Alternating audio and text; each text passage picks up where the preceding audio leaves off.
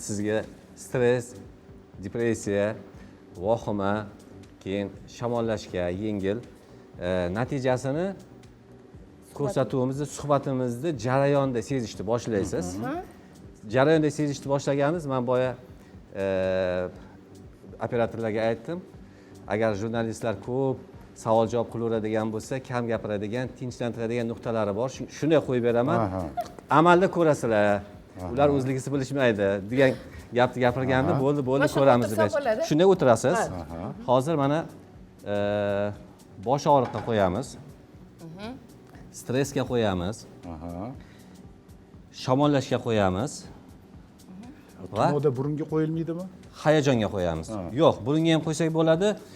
Yana boshqa nuqtalar ham bor. U nuqtalar ham aynan shamollashga yaxshi ta'sir qiladi. Shamollashibdi, bugun tadbirim bor. Bu ovoz menga xalaqit beradi. Mana qo'yishni boshladik. Barnopa shunaqa. Barnopa sezildimi yo'qmi? To'g'risini ayting faqat. Seziladimi? Qo'lingizni teyotgani seziladi. Barmog'im seziladi. Barmog'im seziladi. Birato'la zreniyangizga ham qo'yib beraman. Chunki mashina haydaganingizda Snayper bo'larkan. snayper bo'lasiz. Lochin ko'z bo'lib. Keyin mana gormonal fonga qo'ydik. Shamollashga va mana gapirganda inson ayrim payt hayajonlanib ketib qoladi.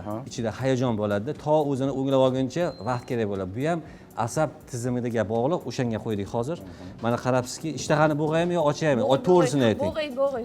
Bo'g'ay, bo'ldi. Bo'lmasa ishtahangizni bo'g'amiz. Ya'ni shunday nuqtalar borki, ishtahani ham beradimi? to'g'ri. Mana masalan, ishtahani bo'g'ish kerak, vaznli borlar bor. Shunday qo'yamiz. Ishtaha bo'g'iladi, ovqatni ko'rgandan qornlari to'yadigan bo'lib qoladi va yesalar ham 2-3 qoshiqdan keyin o'sha u yoqqa o'tmaydigan bo'ladi. Ya'ni kimdir vazn olmoqchi bo'lsa, ishtahasi yog'larni ishtahasini ochsa bo'ladi. Bizga ota-onalar keladi, yosh bolalar. Bolam ovqatlanmayapti, ovqat yemayapti, banobdan bo'ldi. Bemalol suyanib. Bemalol suyanib gaplashsangiz bo'ladi. Faqat ninani ta'siri boshlangandan keyin sizda o'zi tinchlanish, shunday kayfiyat ko'tariligi va shamollashlar chiqishini his qilishni boshlaysiz. Ishtahasi bo'lmasa, ishtahasini ham yosh bolalarda hattoki ochib berishimiz mumkin.